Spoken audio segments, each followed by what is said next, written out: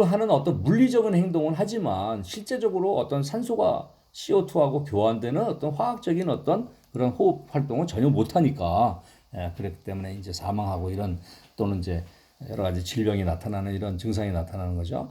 자, 이런 경우에도 사실은 여기 그 나머지 부분, 여기 이제 가운데 여기 이제 그 사실은 그 산소가 들어가는데요. 여기 산소가 들어가는데 이 산소가 들어가는 부분을 이제 둘러싸고 있는 것들은 사실은 어떻게 보면 유기화학입니다. 여기 이제 이런 대부분의 물질이 다 이제 유기화학 물질인데 결과적으로 여기서 제일 중요한 요 파트, 제일 중요한 요 파트는 뭐냐면 결과적으로 여기에 철이 들어가 있는 거죠.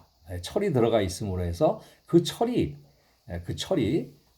결과적으로 CO하고 이제 CO2가 같은 어떤 생체 내에서 생기는 이런 어떤 쉽게 얘기하면 불순물이 되는 거죠. 그것들을 호흡 과정을 통해서 산소하고 교환하는 역할을 하는데 이럴 때 가장 중요한 역할을 하는 거는 철입니다. 철. 만약에 철이 없으면 헤모글로빈이 아무리 이런 유기화합물이 있어도 사실은 제대로 기능을 할 수가 없죠. 철이 없으면. 그래서 이런 그 생체 효소 같은 경우는 어떻게 보면 유기화학이라고 할 수도 있고 어떻게 보면 그 중에서 가장 중요한 게 철이기 때문에 또 무기화학이라고 할 수도 있고요. 그래서 유기화학자들은 이런 걸 오게노메탈릭스라고 합니다. 오게닉인데 거기에 메탈이 붙어서 된다. 뭐 이렇게 얘기를 하고 우리 이제 무기화학자들은 뭐라 그러냐면 전이금속 화합물이다. 뭐 이런 얘기를 합니다. 어쨌든 무기화학의 특성이 이렇게 그 생체 내에서의 어떤 다양한 촉매 이런 것들이 사용되고요. 헤모글로빈뿐만 아니라 거기 이제 예를 들면 철이 들어가면 헤모글로빈이고요. 예를 들면은 마그네슘이 들어가면은 주로 이거 비슷한 구조를 가졌습니다. 거기에 이제 액티브 사이트라고 하는 것이 이제 마그네슘이 되면은 우리가 엽록소가 됩니다. 엽록소. 그 다음에 거기 만약에 코발트가 만약에 이런 비슷한 구조의 코발트가 그 어떤 그 액티브 사이트 활성 자리에 코발트가 들어간다면 그게 이제 바이타민 B12 뭐 이런 것들이 이제 되죠. 그래서 이런 뭐 헤모글로빈뿐만 아니라 생체 내에서 사용되는 여러 가지 효소들의 핵심은 사실은 이제 금속이다. 뭐 이제 이런 게 있고요. 또 이렇게 생체 내에서만 사용되는 것이 아니고 요거는 뭐냐면 이제 자동차에 이제 나오는 배기가스를 이제 그 배기가스가 나오기 전에 사실은 이제 자동차라는 게 이제 일반적으로 휘발유를 쓴다면 휘발유라는 것이 그냥 탄화수소거든요. 탄소가 8개가 연결된 탄화수소입니다. 그러니까 그래서 왜 휘발유 늘어가시면 생도들은 아직 그런 경험이 없겠지만 나중에 이제 자동차를 모시게 되면 뭐 고급 휘발유가 있고 보통 휘발유가 있잖아요. 그러면 이제 고급 휘발유는 거기에 탄소가 8개짜리 즉 옥탄이라고 그러죠. 옥탄 8개 옥탄이라는데 그 옥테인이 뭐냐면 탄소가 8개 그다음에 수소가 18개로 구성되어 있는 그냥 그 탄화수소입니다. 그게 굉장히 그 우리가 연소 특성이 좋아요. 그래서 아주 최고급 자동차 같은 경우는 고급 휘발유를 주로 많이 써야 돼요. 그래서 그런 경우에 그 휘발유에 사실은 휘발유가 단일 화합물이 아니고 여러 가지가 이제 섞여 있는 거거든요. 그 중에 탄소가 8개 있는 옥테인, 탄화수소, C8H18. 요 화합물이 많으면 많을수록 고급 휘발유고 그런 걸 우리가 뭐라 그러냐면 옥탄가가 높다. 뭐 이런 얘기를 하죠. 자, 그래서 C하고 H가 사실은 휘발유에서 주요 연료입니다. 어찌됐든 간에. 자, 이거를 공기 중에 있는 산소하고 연소를 시켜요. 그러면 사실은 원칙적으로는 CO2하고 H2O만 나와야 되는데 공기 중에 이제 질소가 있지 않습니까? 질소가 들어가서 연소하는 과정에서 뭐가 생기냐면 질소산화물이 생겨요. NO 또는 뭐 NO2 또 그래서 그리고 통상 이제 녹스라고 그럽니다. NOx 산소가 이제 하나가 붙을 수도 있고 둘이 붙을 수도 있기 때문에 NOx 이렇게 얘기하거든요. 그래서 이제 이 녹수 화합물이 생깁니다. 근데 이런 녹수 화합물이 이제 다음 설명드리겠지만 이게 공기 중에 날아가면은 이게 산성비의 주요 원인이 돼요. 그래서 자동차 배기가스에서 나오는 이런 녹스라든지 또는 불완전 연소가 돼서 생기는 CO, 일산화탄소. 일산화탄소 같은 경우는 굉장히 이게 독성이 강하거든요. 그래서 녹스나 CO, 일산화탄소나 이런 것들이 나오는 걸 그대로 배출해 버리면 공기 오염이 굉장히 심해지니까 여기에다가 이제 백금 촉매 주로 많이 씁니다. 여러 가지 촉매가 쓰이긴 하는데 어쨌든 백금도 쓰이고 여러 가지 쓰이는데 이런 것들에다가 표면에서 어떤 반응이 일어나냐면 촉매 반응이 일어나서 이런 것들이 기존의 NOx나 CO에 있는 결합들을 깨트립니다. 깨가지고 뭘 만드냐면 질소를 만들어요. 그냥 질소 N2 질소를 만들고 아니면 CO2로 반응하고 또는 뭐 여러 가지 다른 안정한 물질을 바꿔줍니다. 그래서 결과적으로 뭐가 나오느냐? N2하고 CO2만 나오도록. 그러면 이제 녹스라든가 일산화탄소가 없어지는 거죠. 이제 이럴 때도 우리가 산업용 촉매로 많이 이제 사용을 하는 게 이제 금속 같은 거를 이제 그대로 사용을 합니다. 그래서 금속 표면에서 이제 이런 반응이 일어나는 거죠. 네. 이렇게 이제 굉장히 그 무기화학은 이제 굉장히 다양성 측면에서 굉장히 다양한 화합물이 있기 때문에 활용성도 굉장히 다양하다. 뭐 우리가 이제 이렇게 생각을 하시면 되겠습니다. 중금속 오염 같은 경우도 이제 환경보호 이런 데 굉장히 중요하죠. 자, 예를 들면 이제 이게 뭐 나중에 생화학에서 배우시겠지만 자물쇠와 열쇠 개념이거든요. 생체에서의 모든 반응은. 왜냐하면 생체에서 일어나는 반응은 100%가 반응이 되지 않으면 상당히 곤란한 문제가 생깁니다. 왜냐하면 100% 어떤 특정한 반응이 안 일어나면 99.9%가 일어난다 하더라도 나머지 0.1%는 원하지 않는 물질이 생기는 거거든요. 자, 그럼 원하지 않는 물질이 생기면 어떻게 되냐? 그거는 몸에서 쉽게 얘기하면 도구로 작용을 하는 겁니다. 자, 그래서 생체 내에서의 반응은 아예 안 일어나든지 아니면 100% 일어나든지 둘 중에 하나가 돼야지 뭐 50% 일어난다, 60% 일어난다 이러면 우리 몸은 생명을 유지할 수가 없어요. 워낙 독이 많이 생기니까. 자, 그래서 생체 내에서 특정한 어떤 반응을 할 때 많이 쓰이는 방법이 이제 여러 가지 방법이 쓰이는데요. 그 중에 특수한 게 뭐냐면 열쇠와 자물쇠 개념입니다. 그래서 요게 어떤 특정한 기능을 수행하는 효소예요. 좀 엷은 색으로 되어 있는 게. 근데 요 위에 있는 게 뭐냐면 어떤 반응을 일으켜서 다른 물질을 바꾸고자 하는 이런 물질입니다. 그래서 이 두 개가 정확하게 이게 딱 맞게끔 돼 있어요. 입체적으로. 이게 안 맞으면은 반응이 안 일어납니다. 그러니까 어떤 반응이 100% 일어나냐 안 일어나냐는 얼마나 잘 맞느냐 이런 거죠. 지금 코로나 바이러스가 그 사실은 몸에 질병을 일으키는 게 코로나 바이러스의 생긴 형태가 태중에서 어떤 그 특정 부분이 가서 이 생체에 잘 달라붙기 때문에 그러거든요. 그래서 뭐 그건 나중에 설명을 또 따로 드리도록 하고 어쨌든 이렇게 해서 이제 반응이 제대로 진행되도록 하려면 이런 이제 구조를 가져야 되는데 여기에 이제 중금속이 들어가면 이게 이제 사실 단백질이기 때문에 여러 가지 이제 기들이 나와 있어 작용기들이 나와 있어요. 그래서 이런 작용기 S나 이런데 만약에 H 이게 수은 있다 이런 아시죠? 그래서 이런 것들이 들어가면 이렇게 여기 수은이 수소하고 황하고 황하고 사이에 결합을 형성해 버리면서 어떻게 되냐면 이 효소가 찌그러집니다. 찌그러지면 어떻게 돼요? 이게 기존에 여기 잘 맞던 게 찌그러지니까 안 맞는 거죠. 이렇게 되면 어떻게 되느냐? 이 효소가 있어봐야 아무 소용이 없는 거죠. 기능을 못 하는 거죠. 효소가 제대로 기능 못하면 어떻게 되느냐? 또 사람이 아프거나 심하면 사망하게 되는 이런 현상이 벌어지는 거죠. 이런 것들이 이제 중금속 오염입니다. 그래서 나중에 여러분들이 다음 학기에 이제 그 뭐 제가 가르칠지 모르겠지만 이제 군사학을 이제 배우게 될 텐데 군사학에서 신경작용제도 이와 비슷합니다. 신경작용제는 여기하고 조금 다르게요. 기존에 이런 효소가 있어요. 그래서 신경 자극을 전달하는 아세틸콜린이라는 물질이 이렇게 이제 있습니다. 그래서 요거를 신경 자극을 한번 전달하고 해서 야, 너 예를 들면 수축해 이렇게 해가지고 수축을 했는데 야 그럼 다시 이제 수축을 풀어 이렇게 해서 하려면 이 아세틸콜린이 결합이 돼 있다가 요게 이제 분해가 되면 다시 원상태로 돌아옵니다. 그래서 딱 붙었다가 아세틸콜린이 이렇게 붙었다가 요게 분해가 돼서 분해가 되면 이제 떨어져 나가요. 떨어져 나가면 다시 이제 원위치, 릴렉스 이렇게 되는 거죠. 그런데 전이금속 이 신경작용제 하는 역할은 뭐냐면 요 아세틸콜린이라는 물질이 붙어가지고 분해가 돼야 되는데 요것이 붙기 전에 신경작용제에 여기 가서 붙어버리는 거예요. 오히려 신경작용제가 붙어버리면 거기에 아예 떨어지질 않고 결합을 형성해 버린다. 그러니까 이 효소가 그냥 완전히 구멍이 막히는 거죠. 자, 이렇게 되면 어떻게 됩니까? 자극은 전달을 계속 하는데 자극을 이완하라는 신호가 안 가는 거예요. 그러니까 어떻게 돼요? 온몸이 경련이 일어나는 겁니다. 여러분 굉장히 힘든 격한 운동을 하고 났을 때 온몸에 막 이렇게 쥐나는 거 있잖아요. 그러니까 신경장애가 하는 역할이 그겁니다. 온몸에 쥐가 나게 하는 거. 왜? 릴렉스 하라는 어떤 신경 신호 전달을 못하게 하니까.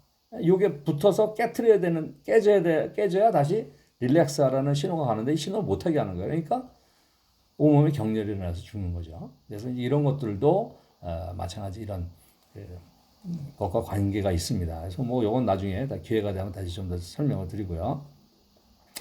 자, 아까 말씀드렸지만 뭐 아까 자동차 연소 과정에서도 나오고 이런 NOx, N하고 O하고가 결합되어 있는 질소하고 산소, 질소산화물이라고 하죠. 이런 것들이나 또는 또 공장에서 나오는 황화수소, SO2 뭐 이런 것들이 물을 만나면 뭐가 되냐면 결과적으로 질산과 황산이 됩니다. 질산, 황산. 그러면 이제 질산, 황산이 빗물에 씻겨져 내려오면 그게 산성비가 되는 거죠. 근데 산성비가 굉장히 이제 우리나라에서는 사실 뭐 이렇게 크게 이렇게 느끼지 못하지만 산성비가 굉장히 국제적으로 큰 문제가 되고 있어요. 그래서 특히나 여기 이제 그 다음 사진에 보면 이게 이제 사실은 어디 캐나다 지역입니다. 캐나다 그렇게 산업이 많이 발달하지 않는데 이제 5대5주의의 이제 미국에 거기서 이제 공장들이 굉장히 많잖아요. 그런 공장들에서 생성되는 그런 황화산소라든가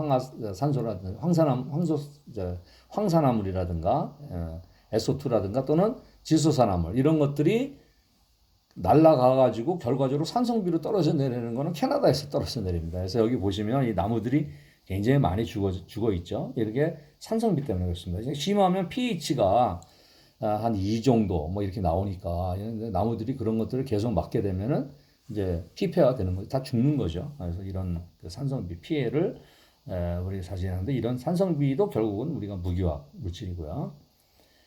그 다음에 이제 뭐 요거 뭐 자세히 설명 안 했던 수질오염도 인산염입니다. PO4. PO4가 들어가면 이제 이게 어떻게 보면 이제 식물에는 영양분이거든요. 영양분이니까 녹조가 많이 생기고 이제 과도하게 이제 수생 식물이 자라나고 이렇게 되다 보니까 그 중에 이제 죽거나 이렇게 되면 또 부패가 되고 이제 부패가 되면서 산소를 잡아먹거든요. 그래서 공기 중에서도 중요하지만 이 물 속에서도 산소의 농도가 굉장히 중요해요.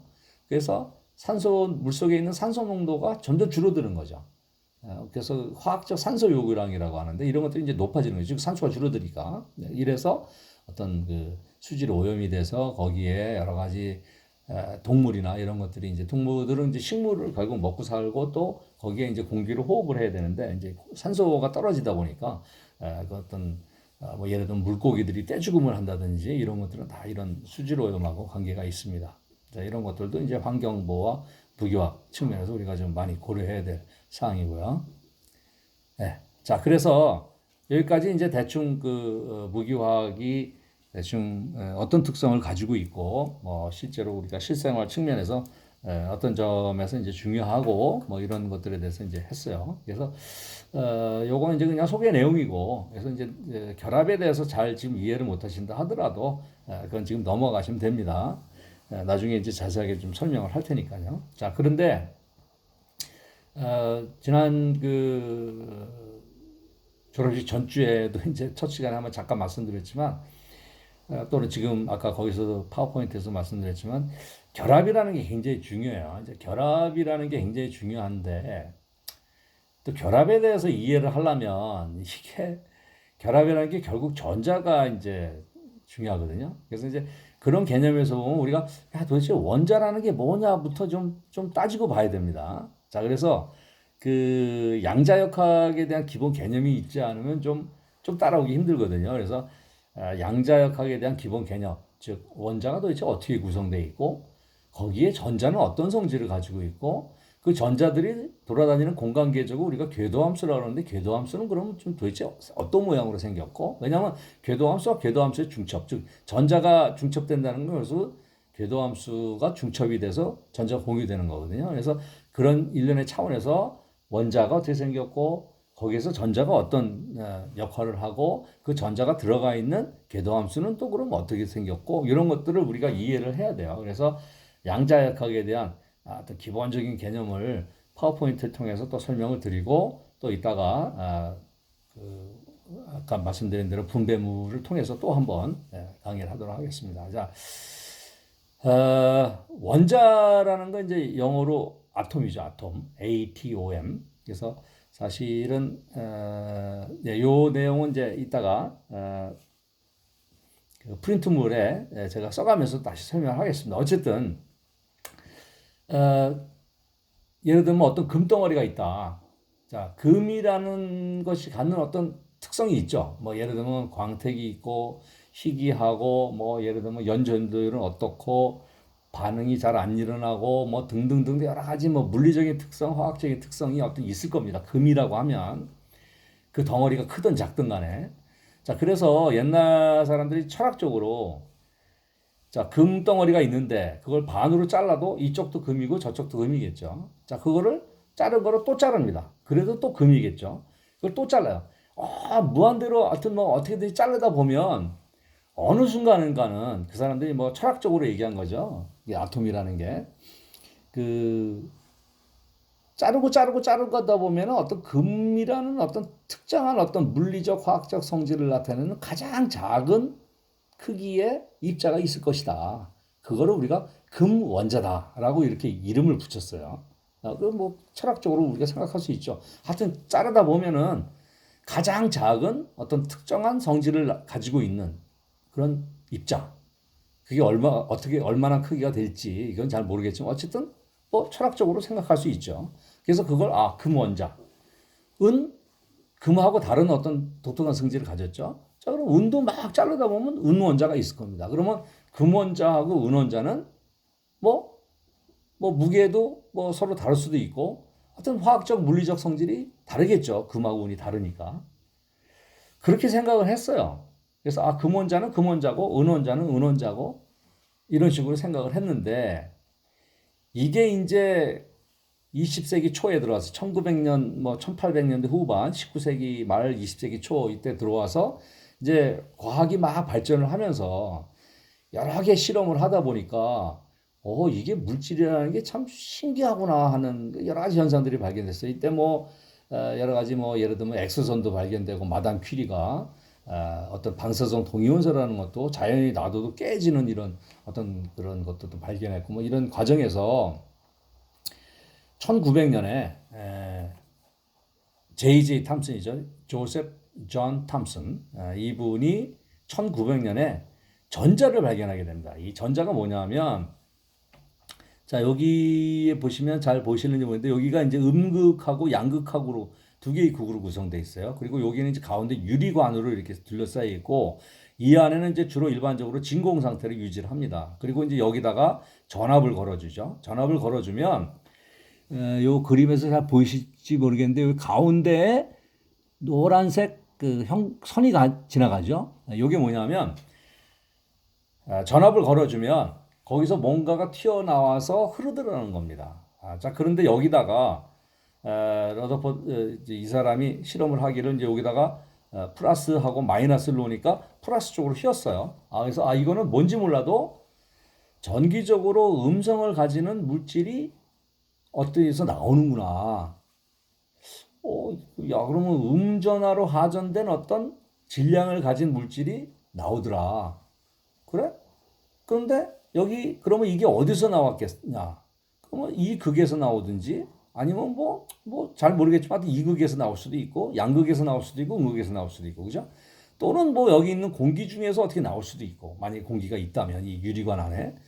그래서 이 사람이 톰슨이라는 사람이 실험을 여러 개를 했어요. 자, 여기 극을 바꿔봅니다. 자, 여기 뭐 예를 들면 쇠를 썼다가 니켈을 썼다가 구리를 썼다가 백금을 썼다가 금을 썼다가 이랬는데 이런 거야 상관없이 똑같이 어떤 똑같은 성질을 가진 음의 전하를 가진 물질이 나오더라는 거예요. 그러면 뭐 어떻게 설명할 수 있어요? 요거는 모든 물질에 뭔지 몰라도 전자라는 게 공통적으로 존재하는구나.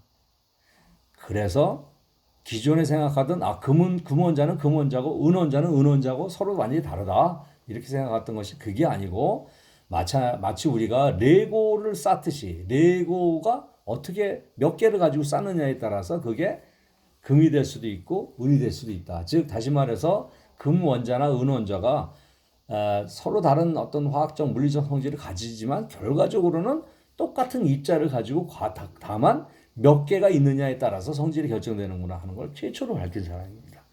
당연히 노벨상을 받았죠. 그래서 전자를 발견해서 특히 이 전자라는 것이 모든 물질에 공통적으로 존재한다. 즉 모든 물질이 어떤 공통된 입자들로 구성되어 있다라는 것을 밝힘으로 해서 노벨상을 받았고, 뭐 노벨상을 받은 게 중요한 게 아니라 어떤 그 우리가 그 화학의 연구에 있어서 굉장히 획기적인 역할을 수행한 사람이 J.J. 탐슨입니다. 자, 그래서 이 이후로 이제 뭐 많은 사람들이 이제 이런 현상이 벌어졌으니까 이제 연구를 하고 하다 보니까 가만 있어봐. 마이너스 전하를 가진 전자가 있으면 뭔가 마이너스 전하를 전기적으로 중화시킬 수 있는 플러스 전하가 뭔가 있을 것이다. 그래서 그거를 양성자라고 불렀어요. 근데 그게 그럼 양성자가 있고 전자가 있으니까 이게 전자가 튀어나오려면 당연히 양성자가 거기 어딘가 있었을 거고 그렇죠? 자, 그러면 전자하고 양성자는 그러면 어떻게 존재할 것이냐, 어떤 방식으로.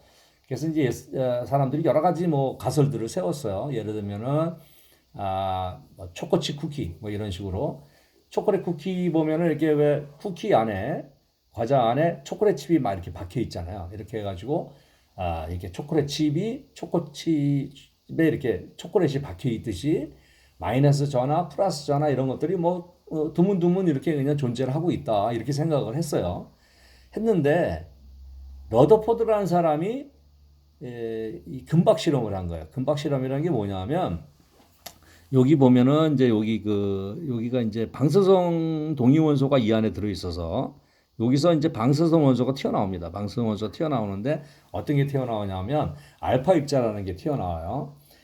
이제 알파 입자는 사실은 뭐냐면은 헬륨입니다. 헬륨에 전자를 뺀, 그러니까 헬륨 핵이에요. 헬륨 핵.